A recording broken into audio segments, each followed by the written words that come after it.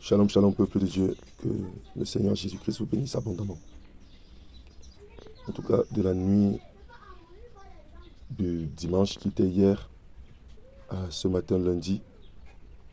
Bon, je vous raconte brièvement ce que j'ai vécu parce que je suis rentré du culte. Normalement, après les entretiens, les échanges et tout, je suis rentré, j'ai vécu à nouveau le culte d'hier en ligne à travers mon téléphone. Bien que j'étais en direct, je revoyais et quand j'ai terminé, bon, il se faisait aussi tard, à un moment donné vers, je crois, 2 heures du matin. Je suis allé, j'ai remercié encore le Seigneur. Je me suis encore repenti rapidement et puis je lui ai demandé de me revêtir de l'armure, de me couvrir de son sang.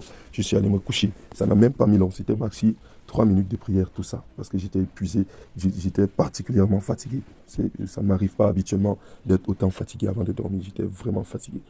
Et là, je me suis couché. Je me suis réveillé. D'abord, une fois la nuit, j'ai encore dormi. Et là, je me retrouve dans un lieu. Je plane, je suis en train de planer et tout est comme silencieux, totalement silencieux. C'est le genre de silence qu'on n'entend pas dans ce monde. Tu ne peux pas entendre le silence parce qu'il y a toujours soit des bruits des petites bestioles, soit un bruit quelque part, soit... Mais c'était totalement silencieux. Et là, je vois un bâtiment, un costaud bâtiment sur la longueur. Et donc, c'était comme un bâtiment de 2, 3 niveaux, mais moi, j'étais en haut. Je le voyais. Et je ne savais pas c'était quoi le bâtiment, je ne savais pas où c'était, où on se trouvait. Et en un instant, je me suis retrouvé à l'intérieur du bâtiment. Je ne sais pas par où je suis passé. Mes pieds ne touchaient pas le sol, je planais. Je ne sais pas par où je suis passé, ni comment, mais je me suis retrouvé à l'intérieur. Et quand je me retrouve à l'intérieur, je suis comme en suspension. Je regarde, je ne comprends rien. Et subitement, je me retrouve derrière le diable. Quand je dis derrière le diable, c'est que j'ai reconnu que c'était le diable à l'instant. Je suis derrière lui en suspension, donc je suis tout en hauteur, mais derrière lui. Et lui, il est en train de marcher. Il est accompagné par d'autres personnes derrière lui, mais je n'ai pas trop vu ce qui était derrière. Et lui, je le voyais de dos, bien robuste. Et il était en train de marcher. Et c'était comme... C'est où je constate, je me rends compte que c'est comme une prison ou un lieu de torture terrible. Parce qu'il y avait des étages en profondeur. On ne faisait que descendre, descendre des étages, des ascenseurs, des étages, des étages, des étages, mais en profondeur, en profondeur. Donc, quand tu vois le bâtiment en haut, tu as l'impression que c'est juste 3 niveaux. Mais toute la taille du bâtiment se retrouve dans la profondeur. Et là, on va traverser des personnes qui sont dans des cages. Une cage resserrée, tu es dans une cage resserrée, repliée à toi-même, tu ne peux même pas faire un mouvement, même le doigt, tu ne peux pas bouger. Et cette cage a des petits trous. Et là, il y a des lances qui entrent dans tous les côtés, qui transpercent, qui ressortent, qui transpercent et qui te réduisent en bouillie. Tu te régénères, ça te transperce. Et je voyais ça. Et il y avait plein de cages comme ça. Et je vais essayer de sauter pour être le plus bref possible. J'ai vu des détails où j'ai pu remarquer des personnes qui étaient dans ce type de cage-là. J'ai également pu remarquer des gens qui criaient comme des humains quand on les torturait. Mais quand je regardais bien, c'était des démons en chair. Donc des démons en chair qui avaient échoué dans leur mission sur Terre pour faire tomber quelqu'un ou pour... Et ils étaient nombreux, plusieurs démons en chair pouvaient être assignés à une personne. Et ils avaient échoué, et quand ils avaient échoué, ils étaient torturés aussi comme des humains qui avaient péché. Ils étaient torturés durement alors que c'est des démons, ceux qui avaient échoué. Et maintenant, il y avait aussi des personnes, des hommes qui étaient torturés, maltraités. Oula, j'ai vu aussi une scène, il y avait un démon, un costaud, qui, qui torturait, qui devait torturer les hommes et d'autres démons. Maintenant, je ne sais pas s'il a oublié une qualité de torture qu'il devait aussi infliger. Je ne sais pas, c'est comme s'il a oublié ou il a somnolé, je ne sais plus, c'est comme s'il a somnolé ou il a oublié.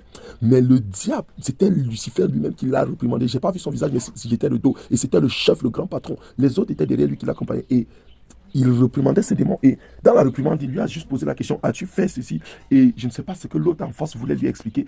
Et il a sorti une âme de son corps. Je ne sais, il n'a pas de poche. Il, est, il a tout son corps. Tu ne comprends même pas la formation de son corps ou la morphologie ou la nature. Avec quelle texture est fait son corps. Tu ne peux pas comprendre. Tantôt, c'est comme des âmes pleines d'âmes méchantes rassemblées en un corps. Tantôt, c'est comme un corps. Tantôt, tu ne comprends pas. Et c'est là qu'il a sorti une âme. L'âme là, j'ai jamais vu ça, ça n'existe même pas ici. Avec comme 2 crochets. Donc c'est un truc qui est comme une manette avec 2 crochets. Bon, si je savais dessiner, j'aurais dessiné. Avec 2 crochets, mais pas des crochets, des lames, des lames. Et quand il transperce, il a transpercé le démon avec, je pouvais voir les détails de cette âme. Il transperce, il ramène de quelques centimètres en arrière. Et quand il ramène, il y a d'autres lames, des milliers ou des millions de lames qui se déploient sur les côtés. Et quand ça se déploie, il tourne. Et quand il tourne, ça te détruit, tu deviens la pâte en un instant. Donc, ça te presse sur les côtés, mais quand les lames se déploient, il tourne, il appuie un bouton, ça tourne à une vitesse terrible et ça te déchire, tu deviens la pâte. Tu deviens une pâte. Même si tu avais des os, la lame s'en fout, l'âme s'en fout. Tu deviens une pâte à l'instant T et tu te régénères. Et j'ai vu qu'il a fait ça. Il est torturé comme ça. Et c'est où j'ai vu que, frère, même les démons souffrent.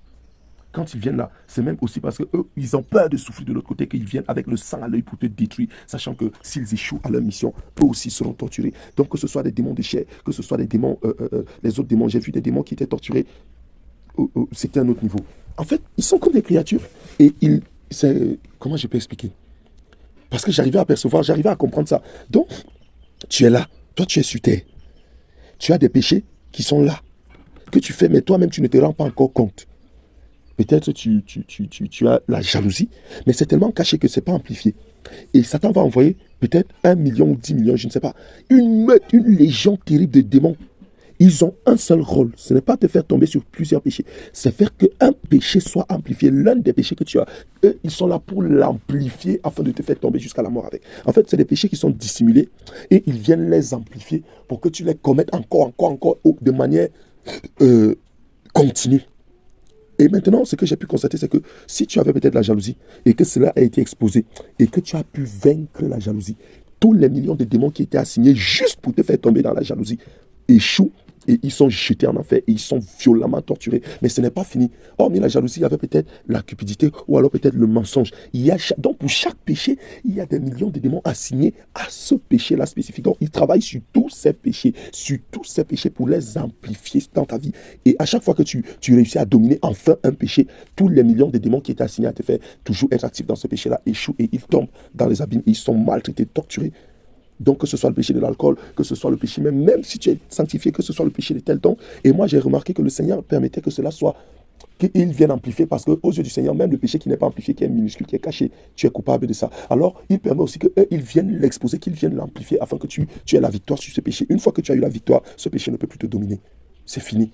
Ils tombent, ils ont échoué, mais ils travaillent encore sur les autres péchés. Sauf si toi-même tu décides de retourner à ton vomi. Mais une fois que tu as eu la victoire, ce péché-là ne peut plus te dominer. Tu l'as vaincu parce que les démons assigné à ça, c'est parti. Le rien est brisé, le sceau est brisé et donc ils ont échoué. Donc il y a plusieurs démons, des millions, ils sont nombreux et ils tombaient comme ça. Lorsque une seule personne, moi avant je pensais que le diable envoyait 1 million de démons pour un seul chrétien. Mais c'est peut-être 1 ou 10 millions de démons pour un seul péché d'un chrétien. Donc imagine si tu as 100 péchés, combien sont assignés sur chaque péché dans le détail. Donc quand j'ai vu ça, en fait, je voulais crier la manière dont on torture les gens, mais je sentais que je me contenais. C'est comme si mes émotions ont été scellées dans une boîte pour que je ne crie pas. Parce que si je criais, ils allaient me voir et à coup sûr, ils allaient m'attraper. Je ne sais pas si j'étais accompagné. Tout était noir, très noir, mais je parvenais à voir clairement. Je savais que tout est sombre, un noir épais, mais je savais que je parvenais à voir dans ce noir. Je parvenais à voir très clairement dans ce noir, très clairement, comme s'il y avait la lumière. Sauf que je savais qu'il n'y avait pas la lumière. Je ne sais pas si j'étais accompagné, parce que je n'entendais aucune voix qui me parlait. Je n'entendais aucune instruction, comme on va dire que j'ai entendu une voix qui m'a dit ceci. Je n'entendais aucune voix qui me parlait, aucune instruction. Si j'étais accompagné, si je planais, je ne sais pas si j'étais porté. Mais même si j'étais porté, je ne voyais pas qui m'accompagnait. Je sais juste que j'étais là. Et je planais et je voyais ça. Et bien aimé, on parle au diable parce qu'on ne sait même pas. On ne sait pas quelle est la robustesse, ni la pression, la force qu'il a reçue de Dieu. Parce qu'il a conservé cette force-là, sauf que devant nous, il ne peut pas nous atteindre. Mais je t'assure que si tu vois le diable physiquement, même seulement de dos, même seulement son pied ou sa main, son corps est indescriptible. Tu ne sais pas si c'est une arme vivante, si c'est une arme vivante, si c'est un assemblage de plusieurs types d'armes, de destruction, de torture, rassemblées en un corps. Tu ne sais pas c'est quoi son corps. Donc je ne dis même pas en face de toi, si tu le vois de dos, frère, si tu n'as pas le Saint-Esprit, tu vas te mettre à genoux seul et commencer à le supplier en disant que tu l'adores pour qu'il ne te fasse pas de mal. Parce que tu n'arrives pas à imaginer quel genre de mal il peut te faire. Et donc, personne ne me voyait. Et ma bouche ne s'ouvrait pas. Je ne pouvais pas ouvrir ma bouche pour parler parce que sinon, j'allais crier avec les tortures que je voyais. Et je n'ai jamais vu ça avant. Et j'ai pu remarquer une chose avant de quitter, c'est que j'ai vu ma maman, premièrement, qui avait comme... je ne l'ai pas vue là-bas. Elle est sur terre, mais j'ai vu un nounours qui la représentait. Et donc, quand je voyais le nounours, je pouvais voir qui était représenté par ce nounours. Un nounours banal, avec les yeux en croix, des yeux en X. pas de nez. C'est comme si le nez et la bouche sont dessinés. Donc, ça ressemble à rien, mais ça représente quelqu'un. Juste ça a une tête, ça a des jambes, ça a des bras, et puis ça a quelque chose qui est comme le torse jusqu'au rein, bref, qui représente le corps, et c'est tout. Maintenant, pour ma maman spécialement, il y avait encore des liens au niveau des deux mains. Un lien sur la main de la poupée qui était comme une ficelle très invisible, très fine, très petite, mais solide, qu'il fallait seulement briser par une prière. Donc, qu'il reliait à sa main, l'autre à l'autre main, et chaque pied. Donc, elle avait encore, si je ne me trompe pas, 4 liens. Un de chaque pied qui était lié à un. Donc, si c'est connecté au pied du nounous, c'est connecté à son pied. Si c'est connecté au deuxième pied du nounous, c'est connecté à son deuxième pied. Ainsi de suite, avec les deux mains aussi, donc les deux pieds, les deux mains. J'ai aussi remarqué une maman. Dans le songe ou la vision, je ne sais pas ce que c'était, j'avais l'impression de connaître cette maman. C'est une maman grasse, une maman corpulente. Mais j'ai oublié son visage quand je suis revenu. J'ai oublié. Et donc, c'est où je me suis souvenu que pour la maman, en priant, mais pour elle, on n'avait jamais brisé un lien. C'est comme une poupée vaudou, mais c'est pas. Il y a les poupées vaudou que les sorciers, les satanistes utilisent chez eux. Mais le diable aussi a sa part, a sa part qui réunit. Et je pouvais voir des millions de poupées de nounous comme ça, mais qui étaient connectées à des millions de personnes sur la terre. Donc, c'est plusieurs visages qui défilaient en vrac. Je ne pouvais pas voir tout ça. Il y a plein d'autres détails que j'ai vus, mais que j'ai oublié qu'ils ne me viennent pas à l'instant T. Et donc, il y avait des personnes qui pouvaient voir les liens, l'œil, comme on dit, œil pour œil. Si le lien est connecté à l'œil du nounous, c'est connecté à l'œil de la personne. Si c'est connecté aux deux yeux, c'est connecté à ces deux yeux. Si c'est connecté au cerveau, c'est connecté. Si c'est connecté aux oreilles, c'est connecté. Donc, il y avait des personnes qui avaient encore des milliers de liens connectés à chaque partie de leur corps, comme cela pouvait être connecté au nounous. Et je voyais que par ces liens-là, le diable pouvait lancer à ma maman des maladies de temps en temps par ces liens-là. Et même à toutes les autres personnes. Il pouvait lancer des maladies encore, parfois des comportements. Il pouvait lancer encore des comportements, des émotions, des comportements où parfois tu te mets en colère, tu te fâches, ou bien il pouvait lancer ça. Et dans les autres personnes, il y avait des personnes qui étaient dans plus de 1 000 liens, plusieurs liens qui étaient là, où le diable pouvait dire, fâche-toi, allez, jalouse de telle personne. Mais donc, parfois, il parlait, parfois, il touchait, parfois, il faisait un geste, parfois. Donc, il donnait des commandes, que ce soit par la pensée, et je pouvais entendre cette pensée, que ce soit par la parole, que ce soit par un geste, que ce soit. Donc, il communiquait les émotions. Et il y avait des millions de personnes comme ça. Et c'est là que j'ai réalisé que personne, rien que pour les tortures que j'ai vues, personne n'a envie d'être là. Personne n'a envie de vivre ça. C'est inhumain, c'est inexistant. Ça n'existe pas ici. C'est pas quelque chose qui. Donc, je ne vais pas faire l'audio très long, mais je vous promets que je vois même que là, je suis à 16 minutes, déjà, c'est trop. Donc, c'est juste pour dire que, frère, j'ai même pas fait une prière spéciale, je ne sais pas. Et je ne sais pas quand est-ce que je suis sorti de là, je ne sais même pas comment je suis sorti. Mais je sais que je ne voulais même pas que quelqu'un me voie. Mais je n'allais pas me contenir jusqu'à présent. Je ressens que mes émotions sont canalisées, sont conservées, sont scellées, bloquées, parce que sinon je peux crier à haute voix à cause de tout ce que j'ai vu, parce que c'est inimaginable. De telles souffrances, une telle torture, ce n'est pas imaginable. Je ne sais pas comment expliquer ça. Ce n'est pas imaginable. Donc, j'ai vu même les démons, ils sont robustes. Nous, là, quand je regarde nos corps, là, on est des minables. Le fait qu'on gronde aux démons, là, frère, il faut qu'on se batte pour ne pas aller là-bas. J'ai vu, il y avait des personnes qui vivent encore, mais qui sont déjà représentées. Quand on dit que ton âme est déjà enchaînée, c'est qu'il y a un nounous qui est toi. Un nounous qui est toi, qui est représenté là-bas, par lequel, dès que tu meurs, ce sont ces liens-là qui vont t'attirer. Et donc, il y avait des démons de chair qui échouaient. Bien aimé, prions même pour la mort des démons de chair. Parce que chaque fois qu'ils échouaient, ils étaient envoyés là-bas. Eux aussi, ils n'ont pas de sentiments. C'est quand on les torture déjà que tu peux croire qu'ils font pitié. Mais quand ils sont sur terre, c'est des sanguinaires. Donc, ils sont comme des missionnaires. Ils savent que s'ils échouent, c'est eux qui seront torturés. Donc, du coup, ils n'ont aucune pitié. Ils ont la haine, mais même quand ils échouent, eux aussi, ils souffrent. Donc, comprenons que c'est eux ou nous. Il n'y a pas de pitié. S'il y a un démon en chair, tu pries pour sa mort. Même si c'est même toi qui l'as accouché, je ne sais pas si Dieu te révèle que tu as accouché un enfant qui est un démon en chair, prie pour qu'il meure, je t'assure. Parce que tu ne peux même pas avoir pitié de lui, prie pour qu'il meure. Ce n'est même pas ton enfant, tu crois que c'est ton enfant, ce n'est même pas. Et ils naissent avec la complicité d'un des deux parents. Si tu accouches un démon en chair, sache qu'un des deux parents est complice, un des deux parents est un agent du diable, que ce soit un sorcier ou alors lui-même un démon en chair. C'est comme ça. Et donc, je vous assure que c'est quelque chose d'inimaginable. Je sens que j'ai envie de crier, j'ai envie d'exploser, j'ai envie de... Mais c'est comme si c'est canalisé, c'est comme si c'est contenu dans une boîte, c'est maintenu pour m'empêcher de crier ou de communiquer une émotion. Parce que la première émotion, s'il m'était donné de communiquer, ça allait être de crier fort. Parce que ce que j'ai vu, je n'ai pas demandé, je ne sais pas si j'ai demandé un jour dans mes prières avoir une telle chose, mais tu peux devenir fou. Voilà, tu peux devenir fou. Si tu n'es pas canalisé par le Saint-Esprit, si le Saint-Esprit ne te contient pas, s'il ne te console pas, la folie peut te prendre rien qu'en voyant ça. J'ai dit, la folie peut te prendre rien qu'en voyant ça. Donc, bien aimé, c'est ce que j'ai vu, ce que j'ai résolu de partager avec vous.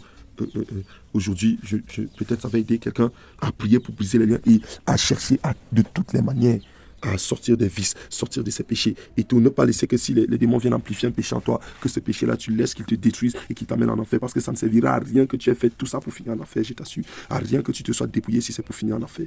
Donc, bien aimé, que le Seigneur Jésus-Christ vous bénisse abondamment et ne lâchons pas. Je comprends pourquoi Lucifer disait parfois lors de certaines délivrances que si vous lâchez un seul instant le pan de la robe de votre Dieu, je vais vous tuer en une fraction de seconde. Je comprends maintenant. Pourquoi? Parce que Lucifer est coriace, il est robuste, il est costaud. Son corps est inexplicable.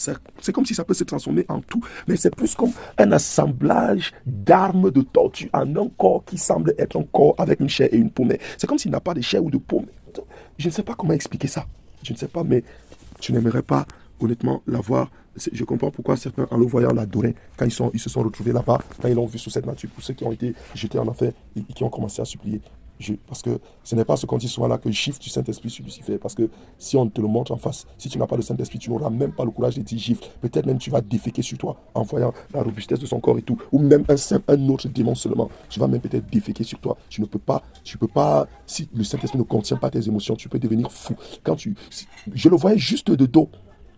Et je pouvais imaginer, en fait, tout ce que j'avais essayé d'imaginer dans ma pensée, c'est minable ce que mes pensées avaient essayé d'imaginer sur le lieu de tourment. C'est tellement minable et stupide même d'avoir imaginé que ça pouvait être aussi fait. Parce que quand je vois ce que j'ai vu, c'est tout simplement inacceptable. C'est même inacceptable dans la pensée humaine. C'est pourquoi plusieurs disent, laissez-nous, nous on va aller en enfer. C'est parce qu'ils ne savent pas. Ils n'ont pas vu ça. Ils n'ont pas vu. Et là, je ne sais même pas, je ne pense pas que c'était déjà l'enfer. Je pense que c'était même juste une des prisons de torture ou je ne sais pas, ou c'est le lieu de tourment, je ne sais pas trop ce que c'était. Mais je sais que j'ai vu un bâtiment qui fait ça, qui fait de telles choses. Je ne sais pas. Mais, et voilà, j'allais dire qu'à chaque fois qu'il y a des démons qu'on envoie qui ont échoué, ce n'est pas fini. Pendant qu'ils s'en vont pour être torturés, il y a une nouvelle vague plus forte qui est déployée en masse contre toi seul et sur un seul de tes péchés. Donc, si tu as 1000 péchés, ils sont déployés comme ça, des millions et des millions sur chacun de tes 1000 péchés. Bien aimé, si tu n'as pas le Saint-Esprit, tu es perdu, je t'assure. Tu ne peux pas vaincre une armée de démons, des millions de démons si tu n'as pas le Saint-Esprit. Donc quand tu arrives à vaincre un péché, c'est une victoire. C'est pour ça qu'on dit, quand tu exposes, j'en suis certain même, quand tu vas exposer publiquement, quand tu fais publiquement l'exposition d'un péché, la restitution, c'est comme si tu les exposes au feu. Ils sont consumés en même temps, tu as la victoire sur ce péché. Donc je vous en supplie, je nous en supplie. Laissons-nous guider par le Seigneur. Laissons que le Seigneur travaille avec nous. S'il te dit expose, expose, expose. Si ça te trouble, expose. Parce que tu ne peux pas voir la victoire sur ça seul. Tu ne peux pas. Et le pire, c'est que ce qui t'attend, ce qui nous attend si on tente d'échouer, je n'ose même pas imaginer. Je n'ai même pas envie de m'imaginer dans cet endroit. Je n'ai même pas envie de m'imaginer un seul instant vivre, subir une telle chose. Jamais. Que le Seigneur nous aide, on doit entrer au royaume des cieux. Je nous assure, sinon c'est perdu. Sinon c'est comme la perte totale, c'est un gâchis total. Si on manque le royaume des cieux, c'est un gâchis total. Tu n'as pas idée de comment tu auras gaspillé ton âme ou comment tu auras gaspillé ton être si tu manques le royaume des cieux. Parce que la torture, ça me rappelle que ça me fait pleurer pour tous mes membres de famille que j'ai eu à perdre. Ça veut dire que tout cela, c'est ça qu'ils sont en train de vivre. Tout cela, mes oncles, mes tantes, mes cousins, mes amis, mes camarades de classe, mais c'est ça qu'ils sont en train de subir. Parce qu'ils sont morts sans Jésus, sans le véritable Jésus. C'est ça qu'ils sont en train de vivre. Bien aimé, le monde là, il y a nos frères et sœurs dehors qui ne peuvent pas, il est inadmissible qu'ils aillent subir ça. On doit tout faire pour les sortir de là. On doit se battre du mieux qu'on peut, sinon on n'aura aucune excuse à donner à Jésus. Et en plus nous battre pour que nous-mêmes on ne se retrouve pas dans ça.